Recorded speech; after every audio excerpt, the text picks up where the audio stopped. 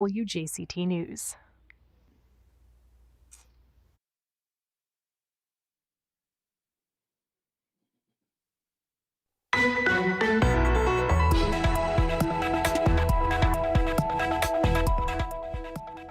It's the biggest stories from this week. I'm Raymond Troncoso, sitting in for Melissa Ross.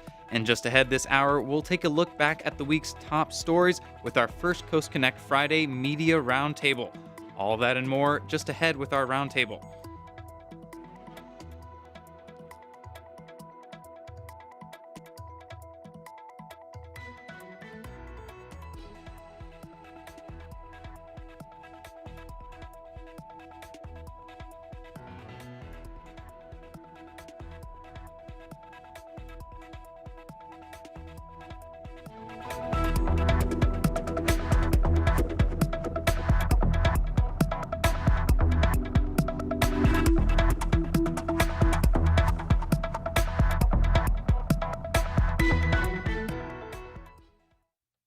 This is WJCT News 89.9 in Jacksonville. I'm Claire Huddles.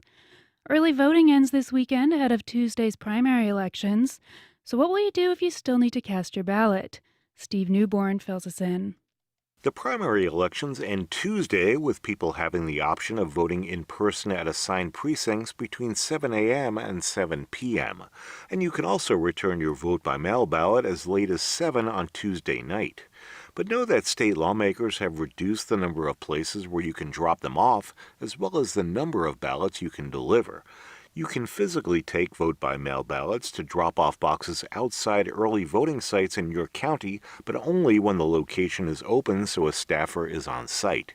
You can also drop off a ballot in person at your county supervisor of elections offices. And don't plan to deliver more than 4 mail-in ballots.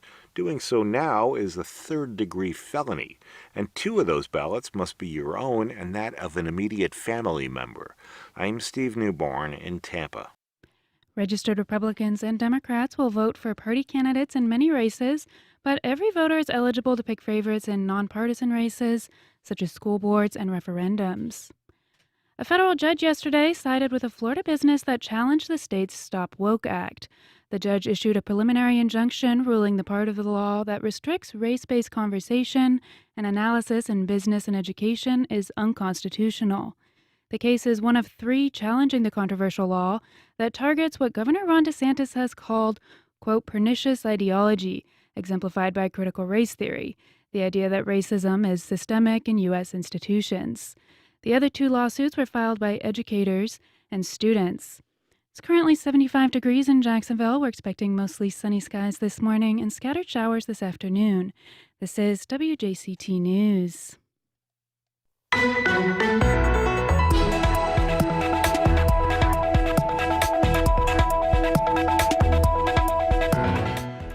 The Florida Education Commissioner gives his staff the go-ahead to pull LGBTQ support documents in all Florida school districts. New questions about Jacksonville Sheriff candidate TK Waters' residency and voter registration, and candidates make their final campaign pushes in advance of Election Day next Tuesday. There's also a referendum that could increase property taxes. Those are some of the biggest stories making headlines this week. Good morning, this is First Coast Connect. I'm Raymond Troncoso, sitting in for Melissa Ross. Thanks for listening. And just ahead, all the biggest stories of this week with our Friday Media Roundtable. 549-2937 is the number to call, then later a milestone for Babs Labs.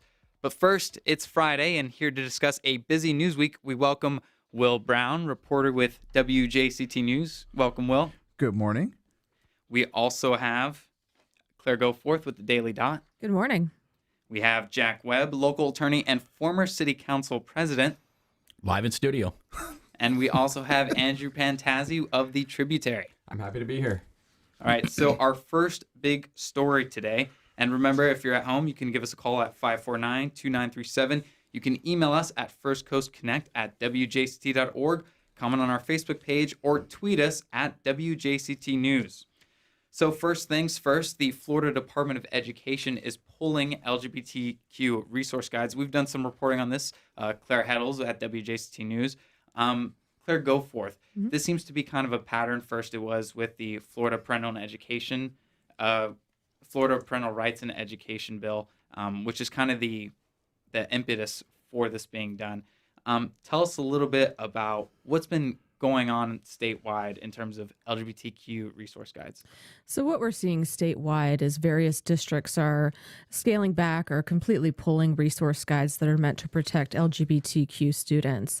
That's based on what is dubbed the Parental Rights in Education Act, but critics call the Don't Say Gay Act, which broadly prohibits discussions of gender and sexual orientation in the K through 3, but then also for students up to grades 12 that's age appropriate.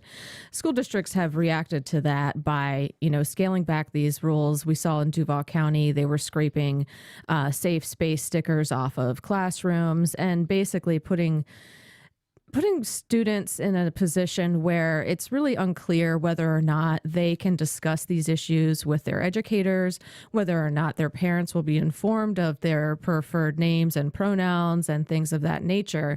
A lot of critics say that this is putting students in a more precarious situation, which is particularly dangerous for LGBTQ students who are at increased risk of suicide ideation and attempts, depression, and various other serious mental health issues. So, Andrew, as Claire said, school boards were already kind of taking a look at these resource guides, trying to pare them down to comply with the law.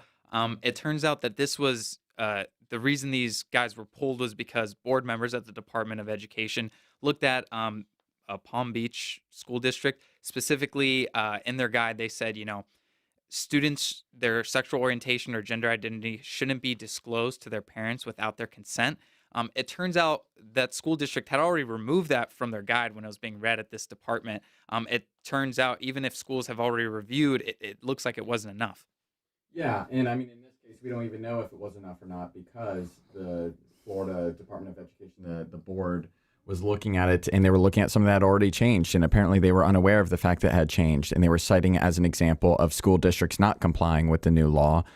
Even though obviously in this case, they're reading a sentence that's already been removed by the school district. I think this is just the latest sign in how the state is not deferring to local governments when it comes to any policy making. And there is an assumption that the state abides, that the state must swoop in and that they're going to question anything that a local governing board that's been elected. So you've got this unelected board at the state level that's going to come in and tell elected school boards that they don't know what's best for the community that they're in. And even when they're trying to comply with state laws, they're not going to, in good faith, look at the latest policies, but instead look at outdated policies. This is something that we've seen as a trend in all level of government, where Tallahassee really thinks it's best that they expand as much as possible and that they override any decisions that can be made at the local level. This has really just been this consistent over decades kind of abrogation of home rule that we've seen that really takes away power from the local governing bodies and just shifts it over to these boards that are appointed by the governor and others in Tallahassee. So, Jack, when you were on the school board or when you were on city council, you probably had a pretty close relationship to school board. Mm-hmm. You're both local outlets. In your time, did you see this kind of maybe overreach from the state government at the local level? Yeah, as a matter of fact, we did. And as I was saying before, it's been a kind of a slippery slope of encroachment of state authority over the local government. And I was very critical of it at the time. At that point, Mayor Payton, it was John Payton who was the mayor, and we had fiscal issues. We had taxation issues. The economy in 2008, 2009 had tanked, so revenues were off. We had to do something with the millage rate. But at that very time, the state legislature decided, hey, listen, we're going to cap rate increases or whatever. So that's why we have the fees that we have today. But my criticism of the legislature at the time was this: hey, all you conservative Republicans, you're all conservative when you're on a local level. Then you get elected to the state level. You want to tell local government how to do their business. And this is just more of the same. Andrew makes a good point with regards to not deferring to the local boards. That said, this is another example of a fall down at Tallahassee. If you're going to say that we're going to have uniform guidelines, then there is an administrative process to come up with, to vet the guidelines. If you're going to take responsibility for it, you need to own it. And obviously that didn't happen. And now we've got chaos. One last point on this. all of this confusion seems to be driven by the vagueness itself of the statute. And I'm quite shocked that there's not been a constitutional challenge to the statute based on vagueness. Well, you've kind of already covered what's going on with school board. Of course, the school year has already started. Kids are already in school. You talked with the superintendent. Can you tell us a little bit about what the feeling is around? I mean, they're dealing with so much. What's the feeling around, these kinds of decisions at the school level when they're already trying to deal with getting kids to class, coming back from COVID, a new world, basically? Like you said, it's a new world, and there's always something else. That is the sense I get every time I speak with I have a chance to speak with Dr. Green or just listen to what she has to say. There's something else, whether it's the uproar over school name changes, whether it's dealing with the pandemic, whether it's dealing with people who are choosing or not choosing to wear masks in schools, whether it's child safety after another school shooting late last school year. So this is just something else. And in my opinion, it would help school districts who are doing what they can with the resources they can to have clarity. And that's not something that they're getting as readily as they possibly could. Claire, Duval Schools, they already went through, a pretty extensive legal review they spent a lot of time, a lot of effort, probably a lot of money looking through this resource guide to try to be in compliance with the law, to kind of have the rug pulled under them. What kind of message does that send to the school board? And what message does that send to LGBTQ students who probably relied on this resource before?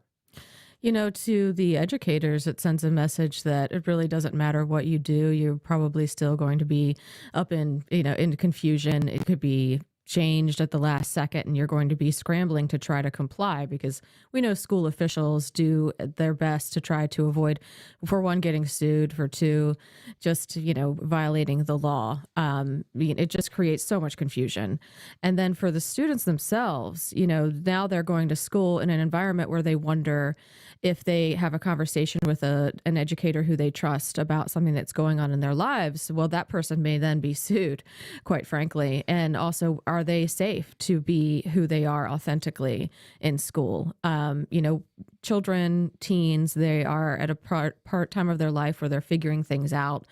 And, just making it so that they feel less comfortable, it takes away from the ultimate goal, which is to educate students. I mean, the point of going to school is to learn, but at the same time, you're also learning emotional things, and you're learning how you fit in the world. And if all of that is in disarray and you're feeling less protected in your classroom, it's going to distract you from actually the academic portion of school, I would argue. Yeah, and it's about students feeling safe. And like you brought up before, they've kind of scraped stickers that said, hey, this is a safe space for you. And they've removed those now from Duval Schools and other schools in the state. If you want to join in on the conversation, the number is 549-2937. We're going to go to Jim in Orange Park. Hey, Jim, you're on the air. Hey, good morning. Thanks for taking my call. So 2 points here. I'm a independent school teacher, and fortunately for us, some of those rules don't apply. So we still have our safe space stickers in our classrooms, and our kids know about that. That's 1 point. My second is that it's ironic that the governor will talk about the federal government and its overreach capacities when it's dealing with the CDC and other things that affect the state, but at home, he's quick to have executive reach into the local school boards or decision-making processes that the local communities do. So I just find that ironic. Thanks for taking my call. Thanks, Jim. Going to you, Jack, that's something that you kind of touched on earlier, is that, it's small government for me when it comes at the, we want state control, not federal control, but you can't have local control. Absolutely. Jim, you just nailed it. I mean, that's exactly what I was complaining about, and that's been the slippery slope that we've been experiencing. And, Governor DeSantis, going to run for president. What's that going to look like? Andrew, Jim also touched on, the times that he hasn't taken advice from the CDC. So we have our Surgeon General, Latipo, who kind of goes against any sort of CDC guidance, saying, hey, we're not going to follow that. We're going to be kind of unique in the state of Florida. Let's talk about that a little bit. The times that we've kind of resisted executive overreach from the federal level, but then we don't apply that here at home. Yeah, I mean, I think that there is tied in with all of this also in a degree of arrogance of there's one right way to do things as well. I think especially when we look at schools where school policies are really messy because we're dealing with such different backgrounds people are coming from, such different needs that students have, that it's, whether no matter what policy you're thinking of, there is not one size fits all that works for all students or all districts or all communities. And when you have this belief that, we need to impose at a state level, that's really limiting the ability to respond to localized specific issues in your community. And I think we will criticize when we feel like the federal government is giving too broad of rulings for the states. The governor will, the legislature will, but then they'll turn around and do the same thing at the state level against local governments. There's such a fear that local communities may go beyond what the state thinks is acceptable. And this idea of laboratories of democracy, that states are supposed to be experimenting and local governments are supposed to be experimenting with different policies to try to figure out what actually works. That doesn't seem to be playing out. We're not allowing for experimentation to figure out what is the best policy for a Duval County versus a Bradford County versus, a Baker County, a Nassau County, a St. John's, a Clay. Instead, we're taking a one-size-fits-all approach. And it makes it, I'm sure, very hard for people, whether you're in elected office or whether you are a teacher or whether you're a school administrator or whether you're a parent or a voter, because how are you supposed to judge this when there's such limitations being imposed by the state on how far you're able to go and such a uniform ruling that's coming down. And again, it's coming down from there's nothing wrong with appointed boards, but it's coming down from a non-elected board, which means there's not an accountability to parents or to voters. There's not an accountability to say, hey, we disagree with how much you're imposing on us because this is coming from the State Department of Education as opposed to from local school boards, where if the local school board goes too far beyond what voters in that community think is acceptable, they're held accountable, that they go before the voters and the voters can vote out that school board. The voters can't vote out, the State Department of Education, the commissioner or the board. But they can vote out the person who appointed them. They can, yes. And so this is where I will be really curious. A lot of Republicans have looked to Virginia as an example of a recent election where school issues seem to play a major factor in supporting a Republican candidate who won for governor. And I think that has been an assumption here, but we still don't know how people are actually going to respond to this, because that was an assumption based off, Democrats and liberals are imposing liberal policies statewide on schools. For COVID. Yeah, for COVID. Specifically, but also for curriculum and things like that. But now we're seeing the reverse happen here, where curriculum is being blocked. Textbooks were pulled.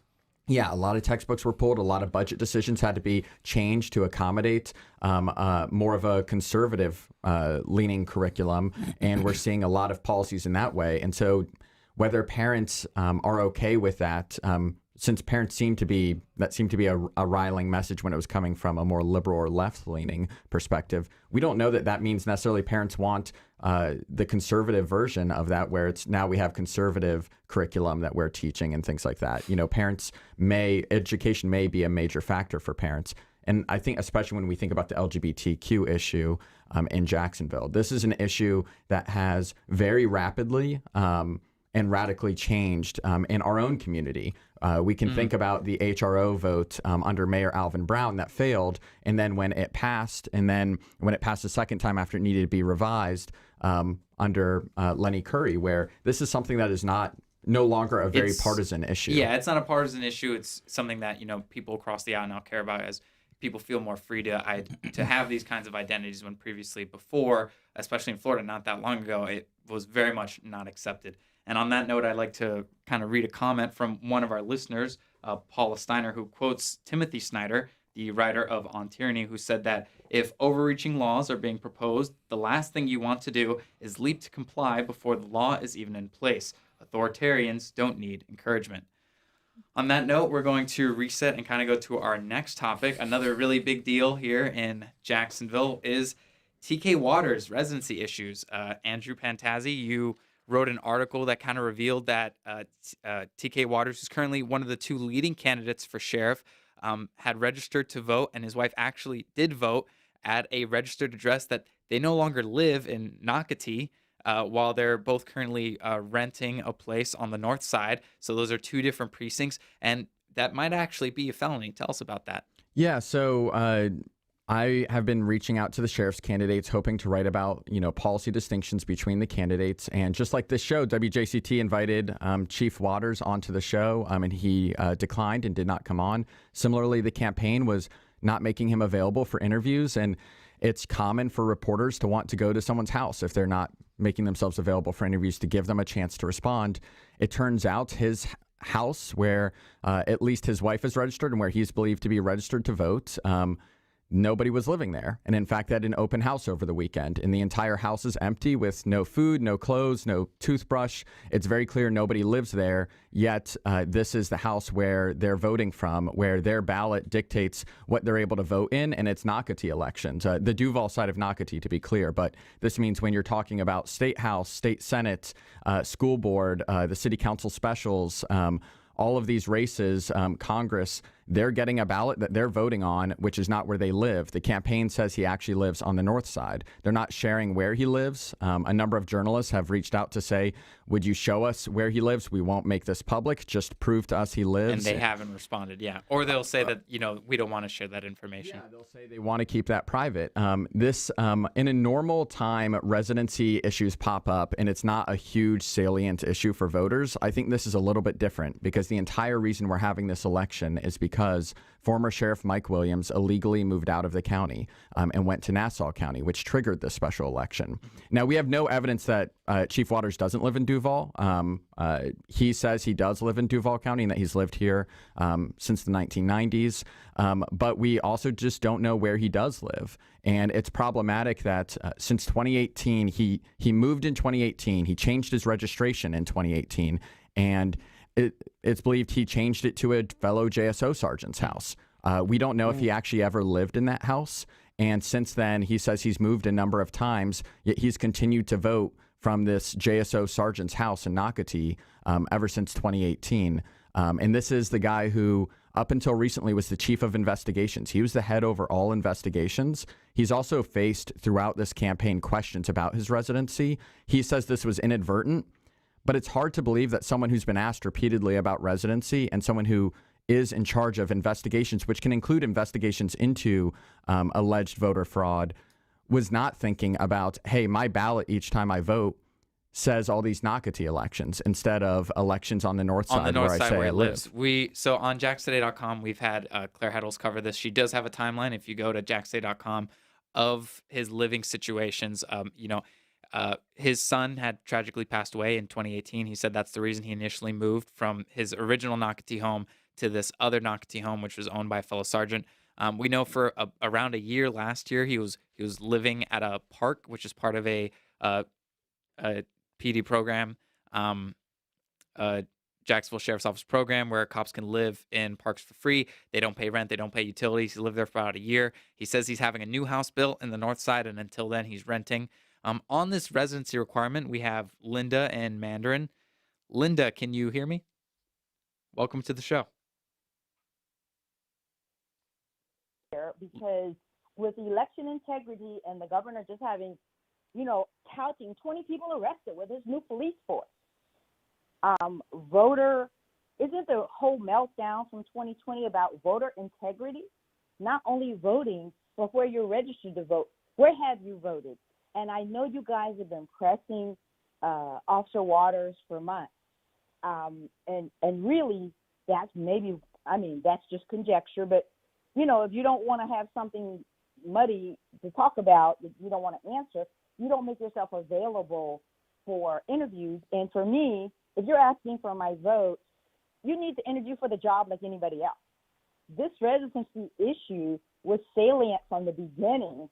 And every time he got up on a panel for a panel discussion, just me, I'm just my own, Perry Mason reporter, I would have just said, we're not going to go to the next question, Mr. Waters, until you answer this question. because this is why we're having this election for sheriff.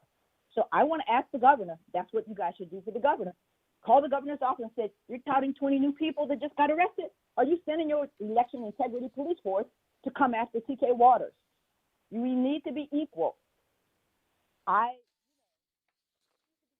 it looks like we lost you there, Linda. You know, this isn't a new issue. This is something that's come up in the past. Jack, actually, when you were on the city council, something similar in terms of residency requirements happened to a colleague of yours. That's correct. It was 2007, and I was running from District 6 in Mandarin, got elected. Jay Jabor was running at large, and I think the residence requirement for that particular at-large seat included the beaches. And I believe Jay owned a condominium out there, but Jay was a well-known San Marco business person and very well-respected in the community, great human being. Tragically passed away soon thereafter, but he stepped away. He was elected, and there was a challenge brought, and ultimately he, rather than spend a lot of money fighting a war that he probably wasn't going to win, and again distracting from the business of the city, business of the council, Councilman Jabor stepped away. With regards to this issue, though, I really don't get it. I just don't understand it. If you're gonna run for sheriff, cross your T's, dot your I's, make certain you when you swear that oath, you know what you're doing. These oaths, the law is the law, and notwithstanding the credibility issues. I mean, as you point out, it's just mind-boggling to me that we now have a situation where if Chief Waters is elected, will this subject his election to challenge in the courts, or will his candidacy, will there be a lawsuit brought to strike his name from the ballot in the upcoming election? It's very possible, and it's a shame because here we are again. I do want to say something like that Jack was saying about the dotting I's and crossing T's. To me, the response is very interesting. When Sheriff Williams, when it was found that he lived in Nassau County, now Sheriff Ivey, who was then the undersheriff, one of his defenses of it was that this was an obscure law. Under Sheriff Ivey, when he was undersheriff, in response to the Times Union's reporting on pedestrian citations that were predominantly used against black residents in Jacksonville. It's not an excuse. He attacked and said, there's no excuse for this. If we have a law, we're going to use that law to stop you and search you for, guns and knives and drugs, and we're going to use every law we have at our disposal. But when it's against the sheriff, it's, this is an obscure law and it seems unfair. And then similarly this time, it was inadvertent. Is the claim from the Waters. Statement from TK Waters. He said that it was inadvertent that he had remained registered at this old address, but that he had received permission to do so, which we've asked the Supervisor of Elections. They haven't gotten back to us. Claire, what do you think about that kind of statement where it says, yeah, it's not allowed, but I was given permission? Permission to flout the law? I mean, I like permission to flout the law. So, hey, if any law enforcement agency wants to just give me carte blanche to do whatever I want, that sounds great. The thing with this is like we've been saying, look, former Sheriff Mike Williams resigned based on residency in June. So clearly TK Waters was under notice that this is an issue. Arguably, maybe he hasn't voted since 2018, in which case you wouldn't realize that you were voting for the wrong district, but it just feels disingenuous. And no, simultaneously, as the caller referenced, we have the governor announcing the rest of 20 people for alleged voter fraud. Those people, according to the governor's new election integrity police force, voted after being convicted of certain classes of felonies that preclude you from voting forever. So if the governor is going to be fair-minded and equal in the prosecution of this law with this election integrity police force, should he not investigate TK Waters for potential voter fraud? I think it's extremely unlikely because didn't he endorse TK Waters? But it just gives this impression that there's one set of rules for powerful people, and then there's another set of rules for the rest of us. And that is really not how our democracy is supposed to function. But that's the second time we've had this discussion on this show today about there's one set of rules for some people, and there's a set of rules for rules and laws for other people. I just want to point out the absurdity of something. If I got pulled over for speeding and I told JSO, hey, I inadvertently was going 17 over the speed limit, that's not going to go over well for me. I got special permission from a deputy or someone. I got special permission to go speeding. That's not going to go over well for me. And like you said, Jack, if you're going to run for public office, whether it's sheriff, whether it's governor, whether it's like something on like the Soil and Water Commission, make sure all of your things are dotted and crossed. Yeah. Because otherwise, how can the public, whatever party you're in, trust what you're saying? Like if you can't get your house in order, how are you going to get the public's house in order? And on that note, there were arrests that were just announced. 17 people were arrested for violating the law by having violent felonies on their record and casting a ballot, and they've been arrested. We've also had people arrested in the villages for casting ballots, both in Florida and in other states, in some instances voting twice or trying to vote both their ballot and a family member's ballot. And these are things that have been prosecuted in the state of Florida, but it seems like when you're powerful, like you're saying, I've had permission to do it. And again, it would be different if the standard were consistent, because like what we've seen in Gainesville, there's been these investigations into people who registered to vote after Amendment 4 thinking they had their rights restored, but they didn't. And it's like, that was inadvertent. And if the standard were, look, we're looking for people who are intentionally trying to subvert the election system, who know that they can't vote and they're intentionally voting, like, that's one thing if that's the standard across the board, but that's not the standard for certain people. But as Will said, when you are elite, when you belong to a certain class where you are in the in group, all of a sudden, no, like, oh, that was inadvertent. I know that guy. He's a good guy. He didn't mean it. It was like complete accident, which it may be. We don't know that it was not intentional or that it was not unintentional. But regardless, when it's unintentional and I do it, there's a different standard than when it's unintentional and the former chief of investigations does it. Ray, excuse me. Yeah, Ray, when I recall reading the comments or listening to the comments when Sheriff Ivey was appointed by the governor, okay? And despite the fact that the general counsel had written a letter saying an opinion statement. That was withdrawn eventually. Yeah, okay, fair enough. But at that point, he said, listen, he's outside, he's outside the county, there's a vacancy, we got a problem here, okay? That's the long and short of it. And Sheriff Ivey said, well, we disagree with the city. Well, wait a minute, Sheriff. Last time I looked, the city was responsible for your budget. You are the city. We are the city. You don't disagree with the city, and that pointed out to me is there a larger cultural issue with respect to the leadership at JSO? I mean, what's going on?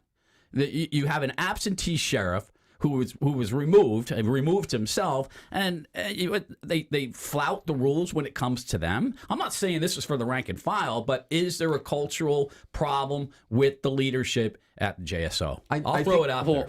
To say for Jacksonville in general, we actually just received a statement from Mike Hogan, who is the supervisor of elections. And when we asked him, does an outdated voting record at the wrong address impact Waters' candidacy in any way? His simple reply was, no, it does not. And when asked, if he could fact check the statement that, I had permission, this was inadvertent, Hogan basically said, hey, that's out of our hands. Our office has no investigatory or prosecutionary power. We accept whatever information is provided by the applicant in the corners of the document provided to us by the voter.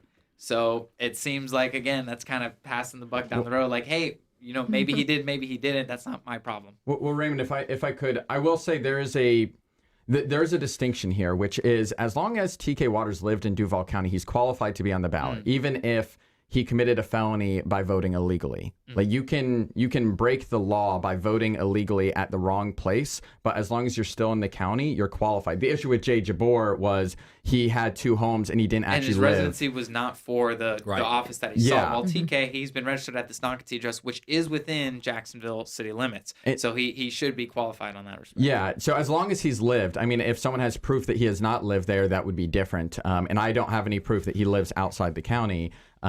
But that's separate from the criminal issue. I will say part of the expansion of by the governor of this election crime task force also gave supervisors of elections more investigative power than they used to have. So I would question Supervisor Hogan's statement on that, just because part of that was allowing supervisors to do more proactive investigations into. That's an interesting point, because traditionally, supervisor of elections, it's a purely ministerial function. Yeah. It's up to the candidate to swear the oath, and all they do is process the paperwork. So that's an interesting point. But if somebody like hypothetically diverted some money from JSO's budget to have investigative powers for the supervisor of elections office, people will be crying enough to fill the St. John's River. Yeah.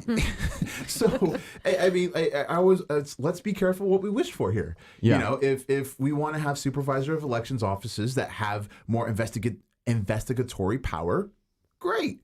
But it's not like we have a whole bunch of money that we can just go print on trees to go make this happen. So for the same folks who are arguing this is a great idea to have more investigatory power, that money's probably going to come from somewhere else in the budget. Now, is it probably going to come from JSO or law enforcement budget? Probably not. But just I always like to say, be careful what you wish for, because governments, no matter how much they profess otherwise, they just can't print money from trees. Well, I'll say to Jack's point about the Jacksonville Sheriff's Office and the culture there. I mean, I do think this is goes back to consolidation, as so many things in our community does. When we consolidated and we got rid of a police department, and we no longer had an appointed police chief who was answerable to city council and to a mayor, instead we got an elected sheriff who had much more constitutional authority to run his own ship. Since consolidation, I think that has created within the department probably less of a feeling that you have to answer, even though consolidation still says OGC is their lawyer and they need to answer to OGC. They represent the city. And speaking of, the sheriff is an elected position. We have elections coming up. We're currently in the middle of an election, early voting. Next Tuesday, we'll decide who's sheriff for at least another year. And on that topic, we had some polls this week from UNF. We had both statewide and local polls. Those polls were pretty interesting. Claire, the poll showed that, TK is basically in a statistical tie with Lakeisha Burton, who is a Democrat, one of many Democrats in the field. TK is the only Republican. He's also endorsed by DeSantis. Do you think this is going to impact that polling at all, that shows that they're basically in a statistical tie? It very well could. I mean, and just full disclosure, Lakeisha Burton was in my 2019 Leadership Jacksonville class, the best class. But, these type of elections are won by very, very thin margins. And you're going to get your really hardcore voter. Unfortunately, we don't see very high turnout for primary elections in August. So, I mean, even a tiny shift could make the difference in this. But from the polling, it does look like no matter what, they're headed to a November runoff. So in which case, then if whoever triumphs, again, whoever's at the top two, provided that those two individuals include TK Waters, that person is probably going to make this a huge issue coming into the fall as they try to campaign for sheriff. Linda, we're going to go to the phones right now. This is Linda. I'm sorry, guys. You guys are doing a great job. I'm glad for this discussion. But I really want us to hold the top law. That would be like saying Merrick Garland, we're going to make, he just needs to tell us. No, TK Waters is his obligation. He has applied for a job. Can I go to a job and tell them, well, they asked you for the last 5 years of residency. Can I tell them, well, no, I can't really tell you. I know somebody knows where he lives, but is his job as an applicant for the top law enforcement in Duval County to tell us with clarity that he has lived in here consecutively, that he has never voted outside his precinct, and it's his job to give that to us. We're assuming you say, well, as long as he lives in the county, but nobody has really legally confirmed that. They say he lives on the north side. Has anybody given in a sleeve his electric bill with his name on it? I'm just asking, let's not give our elected officials a pass. They're not human right now. They are superhuman because they're putting pressure on us as normal citizens. So when you apply for top law enforcement, I want you to be squeaky clean. And if you have made errors, which we all have, come clean and just say, I'm human, I made a mistake, but explain it. Don't not I fully agree, Linda, and that's something that we've touched on earlier, is that there's one set of rules for I guess everyone else and another for people who have connections with those in power. On this race, where also there's a school board referendum that's going to be on this ballot. Pretty split between, it's pretty much along party lines. Republicans mostly opposed to it, Democrats mostly in favor of it. That's going to kind of raise property taxes for the school board millage rates. This is something that's supposed to fund basically bonuses for teachers who've been hit hard. There's a lot of vacancies in the Duval County school system right now. Jack, this is something that, I've heard people on city council say, once you raise taxes, they're never going to come down. That's something that Republicans say, while Democrats say that, hey, we need this funding. It's a hard world. Inflation's hit everyone, teachers especially, and we need teachers in these schools. Let's talk about that balance. Yeah, interesting. I think that the referendum is tied back to the sheriff's race to a certain extent. I think there's going to be some flow in that, and that if the whole issue with TK Waters affects Democratic turnout and swings MPAs, and those people are more prone to show up because of what's going on in the sheriff's race, I think that bodes well for the school board referendum as well. Now, with regards to raising taxes, I mean, as we all know, we've been battling a low millage rate here in the city of Jacksonville, both on the school board side and the the services district for many, many years. So the money's needed. I will say this, not to pile on Governor DeSantis, but he just did announce a $22 billion budget surplus, so there might be some money there for teachers as well. That can be spread around. On that note, we're going to go to, actually, we have a candidate for school board who used to be school board president, is currently on the school board, Elizabeth Anderson. Elizabeth, you're on the air. Hey, thanks so much for having me on. I just want to say thank you guys so much for having these conversations. I think they're critically important. As you mentioned, I have been serving on the school board for the last 4 years, and I'm currently running for re-election. And this one-size-fits-all Tallahassee politics that you're talking about here, where people are hand-chosen to push a political agenda and takes, decision-making out of the hands of our local community is troubling to me as someone who's been on the board for 4 years, but as a candidate as well. I think at least for the school board, these are nonpartisan seats, and they're nonpartisan for a reason, because I think that people want folks to sit on a school board that focus on our children and our schools and doing what's, good to make sure that they get the education that they need. So I just want to encourage people to get out and vote. School board races for District 2, my district, and District 4 will be decided during the primary, and they're nonpartisan. So anybody can vote, no matter your party affiliation, and they'll be done. So it's just really important for people to get out and vote if you want to have local control and a voice in what happens here on our school board. Thanks for that, Elizabeth. These are supposed to be nonpartisan races for school board, but we've seen that this cycle especially, they've become extremely partisan, with DeSantis himself coming out and endorsing candidates, which is something that's pretty unusual. Andrew, can you think of a time when other governors have come out and specifically endorsed candidates because they kind of represent their ideological bend, party bend? Maybe not past times with the governor endorsing, but I can say it's not new for like the local GOP to send out mailers saying, hey, so-and-so is the only registered Republican in this school board district race.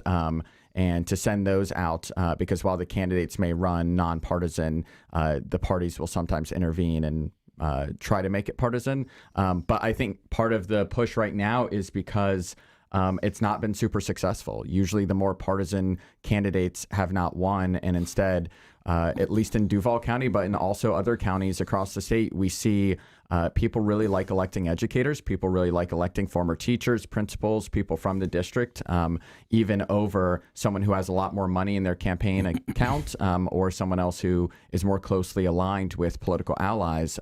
That's been one of the few places in elected office where I think there has not been as much success by the normal good old boys network power players in our community and in other communities. And I think that's one of the reasons why some people want to make it partisan as well. Even beyond the partisan policy intent is it makes it so that there is more of an appointing process of certain people being able to say, this is the person who's going to get the Republican nod, or this is the person who's going to get the Democratic nod. And therefore, it makes it less likely that someone who maybe wants to join the school board just because they care about school policy and don't really care that much about other political issues has less of a chance. The only time I'd ever seen that was a number of years ago when Jeb Bush was governor. I believe he endorsed Jason Fisher.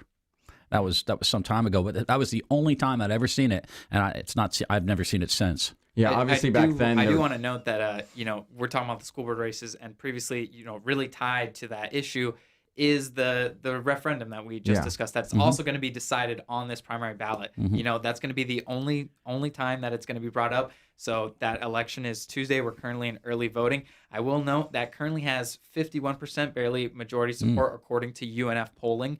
But again, that's razor thin margin, and it's along partisan lines.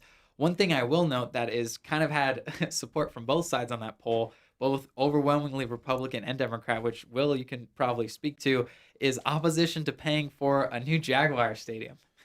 That's the only thing that is universally accepted, which, I mean, let's be very bluntly honest about this. This is going to cost, at a minimum, $150 million at the absolute bare bones minimum end in tax dollars. In your public dollars. Yeah, at a minimum 150 million. Tampa Bay renovated their stadium and concourses and other things. They spent 160 million. Miami, I think they used all private funding. I think they spent more than 300 million. Jacksonville has a lot more to do than either what the Jaguars have said they want to do to the stadium is going to cost a lot more than that. I think it's 68% of people, in total 80% of people opposed using public financing, 68% of Democrats and 68% of Republicans.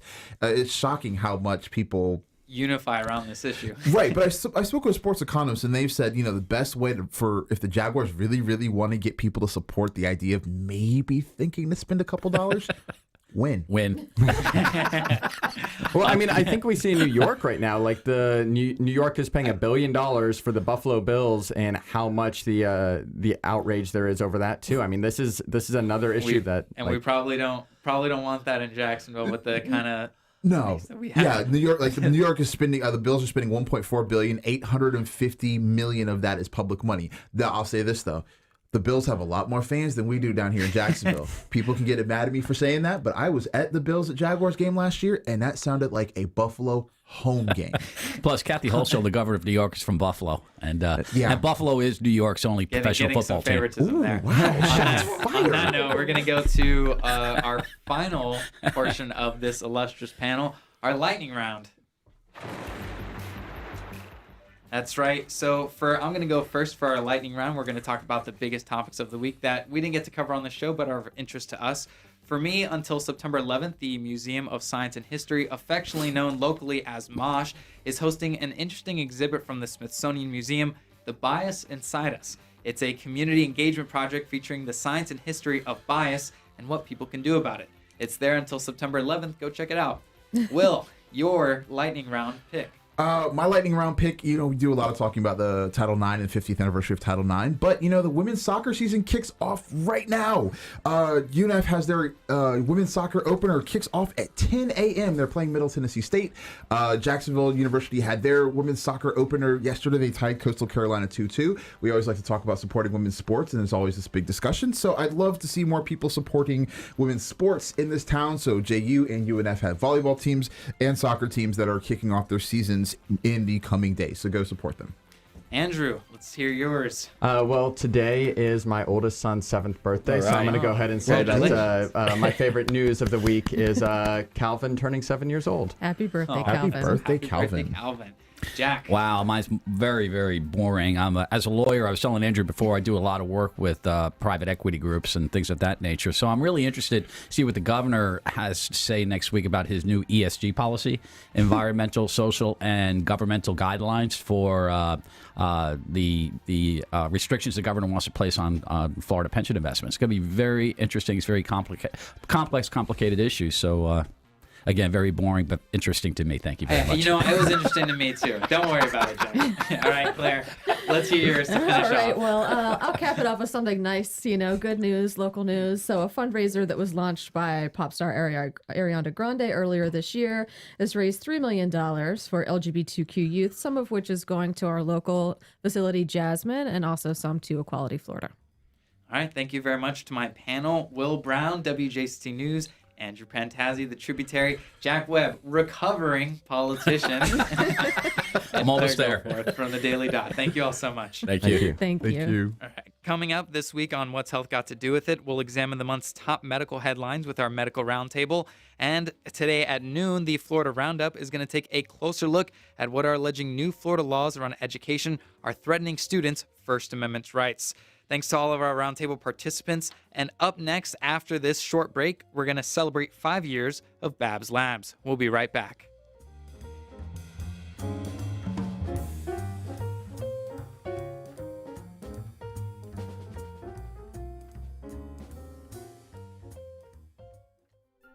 On the next Science Friday, NASA is taking the first step to send people back to the moon. We've been there half a dozen times, so what's left to learn? It's like having a library about the history of the universe right next door.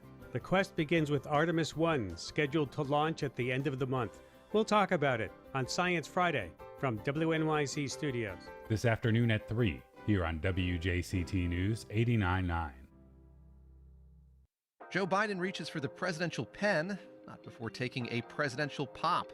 Every single Republican in Congress voted against this bill. Liz Cheney is out in Wyoming, and Dr. Oz regrets recent remarks he made out shopping. That's $20 for crudité, and this doesn't include the tequila. That's outrageous. That more on the Friday News Roundup, next time on 1A. Today, starting at 10 on WJCT News 89.9.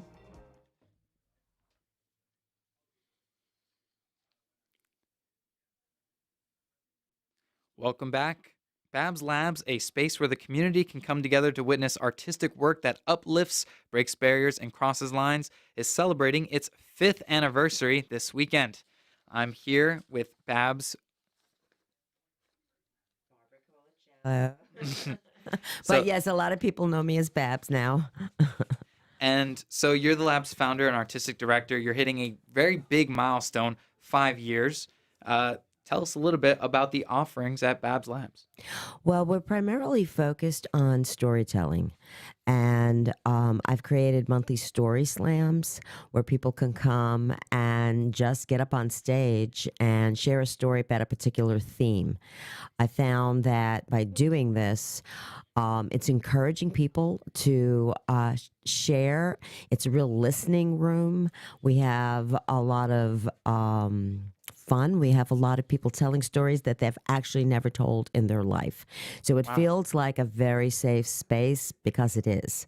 There's something about everybody being quiet, just listening to somebody's words and being witnessed. So it's scary, but once people get up, they're like, wow, that felt really good. So I'm all about empowering people through oral storytelling. And so how did you get started? 5 years is a pretty long project. What did it look like when you were first getting this off the ground? Well, it's actually started from a very young age, because when I was very young, I realized that singing, telling stories got me attention because I was just good at it. And then I went to school and acting and all of that. So I came to Florida. I had my own soirees in my home, encouraging people to get performers and everything. So it was always my dream to have my own space. I worked at Players by the Sea for 9 years as the education director, but I moved downtown, and that sort of changed energy and da-da-da-da. I ended up really being blessed that I could get a space at the Cork Arts District, where there's mostly visual artists. So I have a performing space, and it's basically my living room. It's my home. And I'm inviting people into it. So I train, and I want to elevate the conversation, having people be able to really express their feelings and their ideas in embodied storytelling. A lot about gesture and movement. That's where the training is focused. And so are these just artists that you're bringing in, or is it everyone from the community? Anybody. In fact, it's interesting, but it's not actors coming. It's not performers. It's anybody. Anybody is showing up, and they will sit there and they'll say, oh, no, I'm not telling a story. I'm here to listen. And I'll be okay. And then all of a sudden, I see them raising their hand. They want to put their hand that their name in the hat. And they'll tell me later, just was so inspired. I realized I was sitting there with this great story, and it seemed like, hey, it'll be fun to tell it. And so you offer improvisation classes, communication workshops, monthly story slams, which is what we're discussing now, Right. and also one-on-one coaching. What does that look like? Yeah, so I work with people who just want to be better public speakers. There are writers who want to be better at presenting and get out of their reading voice and be in the now voice. I help people develop. I'm a narrative coach. I help people develop their stories. And in fact, I'm the artistic director of a series at the Florida Theater Started called Untold Stories. So that's a lot of training with 6 storytellers, a curated evening of storytelling. And they're going to have their second season of that Untold Stories, and you're also going to be involved in that. Yes, they asked me back, and I'm thrilled. And we had a very successful first season. So I think the first show is November 3rd. November 3rd, get your tickets today. Yeah, yeah. But yeah, tonight is going to be a celebration, and I'll be announcing my class schedule. We're planning a lot of workshops. I collaborate with a lot of organizations and other artists, and I incorporate art a lot into my space. So tonight, Tiffany Manning her work will be up because the theme is blowout, and she has the most energized, glorious paintings. So And I asked her. for our listeners who want to take part in that, that's going to be tonight. Doors open at 7:15. It starts at 8, and tickets are only $16. So make sure you go to barbaracolaccello.com/register and get involved. You talked a little bit about, it's not just for artists. You bring in everybody from the community, anyone who wants to Absolutely. walk in. I thought this was pretty interesting. So I kind of read this tidbit that you began your career working with Andy Warhol, actually, and that's kind of Yeah. his whole medium is accessible art, pop culture art for everyone. Yeah. And I mean, Andy, I was working at the Yves Saint Laurent boutique when I first got out of college, and Andy would come in and have me help him. And he would constantly say, gee, you're working so hard for Eve. You could be working hard for me. And he acted like I had this direct relationship with Yves Saint Laurent. But yeah, I had an arts background, but I ended up on the business side as the advertising director. But learning how to sell Andy, especially at that time where agencies would look at me like, we're not going to invest in a Warhol magazine like this rag. I had to find creative ways to encourage them. And that's what basically I'm doing at Babs Lab. I am encouraging people to get creative. You can be creative, to trust your intuition. Big part of improvisation. Right. Well, I'd really like to thank you for coming in. Yes, thank you. Babs Labs, it's going to have that show tonight. Again, doors open 7:15. The show starts at 8. Don't miss it. You can learn all about our local arts community. If you're not an artist, you've heard it right here. You can still get involved. Maybe you will become an artist afterwards. Maybe there's an artist A hiding inside of all of storyteller. us. I always say we all carry stories. Oh, I like that one. That's one I'm good. I feel like that applies to journalists too. Anyone can be a journalist too. We're all citizen journalists. Everyone has a story. Mm-hmm. Thank you so much. Thank you so much. Yes. Bye. That was our show today. David Luckin is our executive producer. Our senior producer is Heather Schatz. Catherine Hobbs is our associate producer. Our director is Josh Torres. Jessica Palumbo is our editorial director. Our news editor is Randy Roguski. If you have any questions or comments about First Coast Connect, you can send us an email to firstcoastconnect@wjct.org. I'm Ray Troncoso. I'm sitting in for Melissa Ross, and you're listening to First Coast Connect on WJCT News 89.9 Jacksonville, and we'll be back on Monday.